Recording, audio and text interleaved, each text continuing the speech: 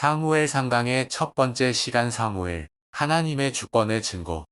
사무엘상 2장 1절. 한나가 기도하여 이르되 내 마음이 여호와로 말미암아 즐거워하며 내 뿔이 여호와로 말미암아 높아졌으며 내 입이 내 원수들을 향하여 크게 열렸으니 이는 내가 주의 구원으로 말미암아 기뻐함이니이다. 1. 사무엘서에 드러난 하나님의 주권. 오늘부터 사무엘상하 강해를 시작합니다. 사무엘상은 사무엘과 사울왕의 이야기, 사무엘하는 다윗왕의 이야기입니다. 우리는 사무엘서를 하나님의 주권이라는 관점으로 살펴보면서 하나님의 주권이 우리 인생의 성공과 실패에 미치는 결정적인 영향은 무엇인지를 나누고자 합니다. 물론 여기서 말하는 성공은 부자 되는 것이 아닙니다. 그것은 부수적인 것이고 도리어 하나님의 주권 때문에 고난당하고 어려움을 당하는 일이 많을 것입니다. 그러나 우리는 고난의 삶이 결코 실패라고 여겨서는 안 됩니다. 하나님 때문에 받는 고난은 그리스도인으로서 자부심과 긍지이고 성공적인 인생을 산 증거입니다. 이 인생의 목적은 무엇인가? 무엇보다 우리는 사무엘서 통해 인생의 목적이 무엇인가라는 질문에 답을 찾고자 합니다. 우리는 행복했으면 좋겠다는 말을 종종 합니다. 여기서 행복은 경제적 여유, 원만한 인간관계, 건강 등을 담고 있습니다. 그런데 과연 이것이 우리 인생의 목적이 될 수 있을까요? 저 또한 행복했으면 바라지만 과연 제 인생의 목적이라고 말하기에는 아쉬움이 많습니다. 그것은 제가 사는 이유, 그리고 여러분이 사는 이유는 가치 있는 삶을 살기 위해서입니다. 가치 있는 삶의 행복은 하나의 요소일 수는 있으나 필수는 아니라는 것을 압니다. 가치 있는 삶이 여유롭고 원만하고 건강할 수는 있어도 때로는 가치 있게 살기 위해서 가난하고 비난받고 몸이 상할 수 있습니다. 그래도 우리가 기뻐할 수 있는 것은 하나님의 기쁨이 되는 삶을 살고 있다는 자부심이 있기 때문입니다. 사도행전 5장 41절. 사도들은 그 이름을 위하여 능력받는 일에 합당한 자로 여기심을 기뻐하면서 공회 앞을 떠나니라. 3. 레위지파. 사무엘서의 시작을 보겠습니다. 1장 1절. 에브라임 산지의 라마다임 소빔에 에브라임 사람 엘가나라 하는 사람이 있었으니 그는 여로함의 아들이요 엘리후의 손자요 도후의 증손이요 순내 현손이더라. 사무엘의 아버지 엘가나는 에브라임 산지의 라마다임 소빔에 살았습니다. 에브라임 산지는 가나안 중부 지역에 있습니다. 에브라함 산지로 불리긴 하지만 라마다임 소빔은 베냐민 지파의 땅이었습니다. 그런데 성경은 엘가나를 에브라임 사람이라고 부릅니다. 마치 에브라임 지파 사람인 것처럼 보이지만 아닙니다. 엘가나는 레위 지파였습니다. 역대상 6장 34절에서 35절. 사무엘은 엘가나의 아들이요 엘가나는 여로함의 아들이요 여로함은 엘리엘의 아들이요 엘리엘은 도아의 아들이요 도아는 순내 아들이요 순는 엘가나의 아들이요 엘가나는 마앗의 아들이요 마앗은 아마세의 아들이요. 사무엘의 집안은 레위 지파 중 고앗의 자손이었고 사무엘의 조상인 순리 에브라임 산지로 이전하여 정착했습니다. 사무엘의 고향인 라마다임 소빔은 사무엘서에서는 보통 라마로 불려집니다. 1장 1절에서 라마다미 소빔이라고 말한 이유는 이스라엘 땅에는 라마라는 이름의 여러 동네가 있었기 때문에 구분하기 위해서입니다. 라마는 언덕이란 말인데 라마다임 소빔은 소빔 사람들의 두 언덕이란 뜻입니다. 소빔은 숫가문을 뜻합니다. 레위 지파는 따로 영토를 받지 못하고 이스라엘 12지파의 영토 안에 일정 부분의 땅을 분배받았는데 레위 지파인 숫가문은 베냐민 지파의 영토 안에 땅을 분배받아 정착한 것입니다. 두 아내. 엘가나에게는 브닌나와 한나라는 두 아내가 있었습니다. 브닌나는 자식을 낳았지만 한나는 자식이 없었습니다. 사무엘서에 보면 엘가나는 매년 성막이 있는 실로의 제물을 가져가 하나님께 가족 예배를 드렸던 상당히 경건한 사람으로 나오는데 두 아내가 있었던 이유가 아마도 한나가 자식이 없어서 대를 이을 자식을 낳기 위해 브닌나도 아내로 맞이했던 것 같습니다. 그래서 그런지 매년 실로의 예배를 드리는 날에는 제물의 분깃을 브닌나와 브닌나가 낳은 자녀에게 주었는데 한나에게는 2배로 주었습니다. 2배로 준 이유를 성경은 말합니다. 1장 5절. 이는 그를 사랑함이라. 그러면서 한나가 임신하지 못하는 이유도 나옵니다. 1장 6절. 그러나 여호와께서 그에게 임신하지 못하게 하시니. 이 구절을 히브리어 원어에서 직역하면 여호와께서 태를 닫으셨기 때문에입니다. 우리가 임신과 출생이 하나님의 뜻에 달려있다고 말하는 것입니다. 격분시키는 분인나. 그런데 하나님의 주권과 뜻이 가정 불화의 원인이 되었습니다. 불화가 얼마나 심했든지 성경은 한나와 분인나를 적수라고 부릅니다. 만나면 상처 주고 상처받았다는 것입니다. 분인나는 하나님의 저주로 한나가 임신하지 못한다고 생각하고 한나를 괴롭히고 격분시켰습니다. 1장 7절의 격분의 히브리어는 카이스인데 약올리다, 슬프게 하다, 충동질하다, 화나게 하다의 뜻입니다. 놀리고 조롱하고 저주받았다고 단정지은 것입니다. 하나님께서 어떤 뜻이 있어서 막으신 것을 인간이 누군가를 공격하는 도구로 사용하는 것입니다. 마치 자신은 하나님의 눈에 들어서 만사형통이지만 상대방은 하나님께서 버리신 자처럼 자랑하고 비난하는 것입니다. 쉽게 판단하는 습관, 쉽게 결정짓는 습관, 쉽게 저주하는 습관을 버려야 합니다. 바로 이 습관 안에 사람을 적수로 시각이 있는 것입니다. 상대방이 없어야 내가 더 인정받고 사랑받기에 상대방을 싸워서 이겨야 할 적수로 여기는 마음이 있습니다. 다 같이 잘 사는 세상이 아니라 나만 잘 살아야 한다는 생각은 사단이 주는 생각입니다. 로마서 8장 6절 육신의 생각은 사망이요 영의 생각은 생명과 평안이니라. 상대방을 죽여야 내가 산다는 생각이 아니라 하나님의 사람은 함께 살고 평안한 생각을 해야 합니다. 분인나가 가장 한나를 격분시키는 날이 언제일까요? 매년 실로에서 드리는 가정예배 드리는 날일 것입니다. 언젠가 실로에서 드리는 예배날에 늘 그랬듯이 엘가나는 한나에게 다른 사람보다 2배의 분깃을 주었습니다.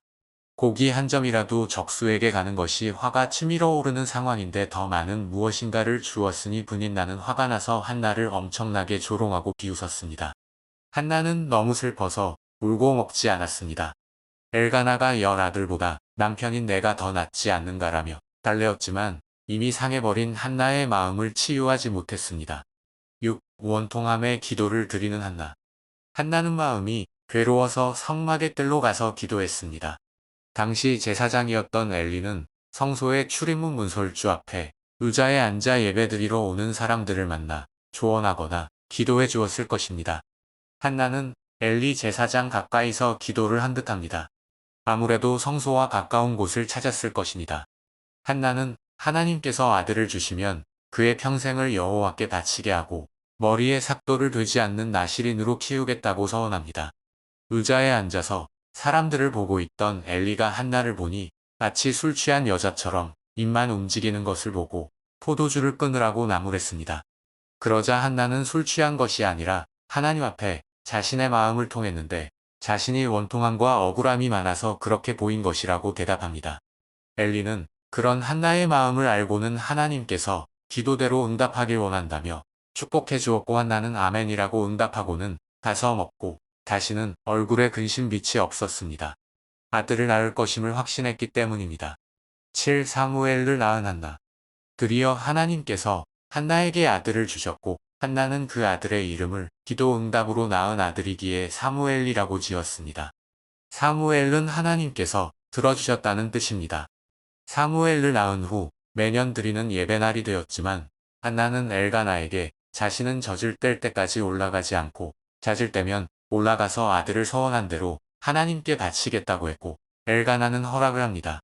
유대인들은 아기를 2살 때까지 젖을 먹인다고 하니 한나는 사무엘이 3살쯤 되었을 때 성막에 데려가서 엘리 제사장에게 말합니다. 자신은 여기서 기도하던 사람이었는데 하나님의 응답으로 낳은 아들을 하나님께 바치겠다고 하면서 엘리에게 사무엘을 맡겼습니다. 8. 승리의 기쁨으로 기도하는 한나. 2-10은 사무엘을 드린 후에 했던 한나의 기도입니다. 억울함과 원통함의 기도에서 승리의 기도로 바뀝니다.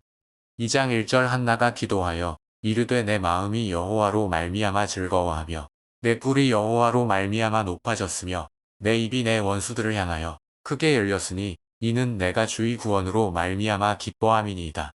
한나, 특히 누구를 이긴 것일까요? 당연히 적수 분인나입니다.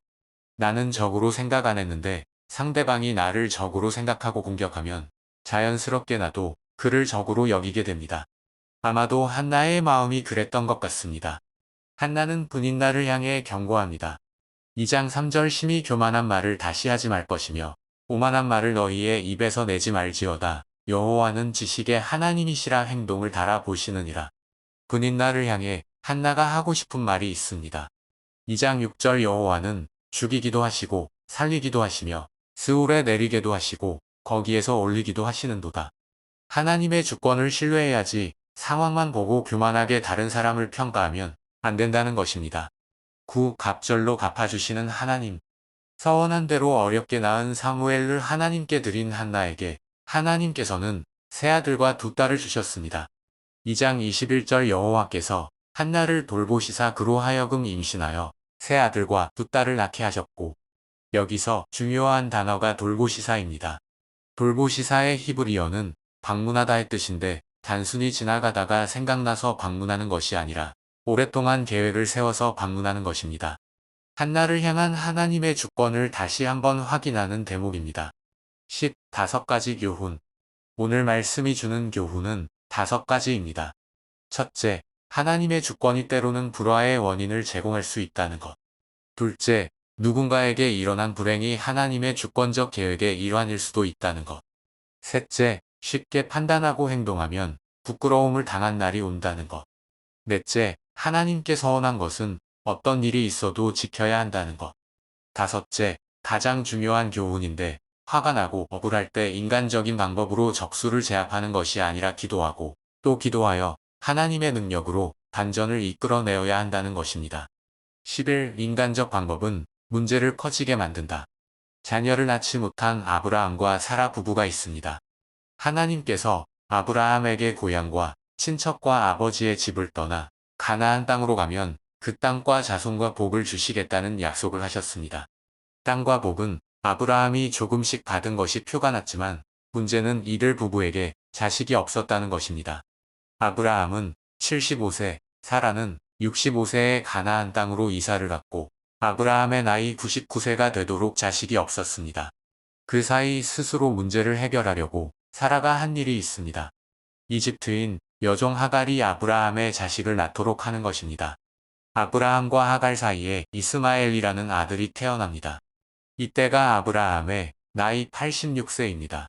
하갈이 자신이 아브라함의 자식을 임신했다는 것을 알고는 주인 사라를 멸시해서 사라가 화가 났고 사라가 하갈을 학대하니 하갈이 도망을 갔습니다. 하지만 하나님께서 사자를 보내셔서 다시 돌아가라고 하면서 그 아들의 후손이 번성할 것이라는 약속을 주셨습니다. 하갈은 돌아왔고 아들을 낳았습니다. 창세기 16장 16절 하갈이 아브람에게 이스마엘을 낳았을 때에 아브람이 86세였더라. 그리고 사라도 드디어 아들 이삭을 낳았는데 아브라함의 나이 100세에 낳았으니 하갈이 낳은 이스마엘과 나이 차이가 14살이 납니다. 이삭이 젖을 뗄 때에 잔치를 벌였는데 잔치 중에 이스마엘이 이삭을 놀리는 것을 사라가 목격했습니다. 이때 이삭의 나이는 23세, 이스마엘의 나이는 16, 17세 정도였을 것입니다.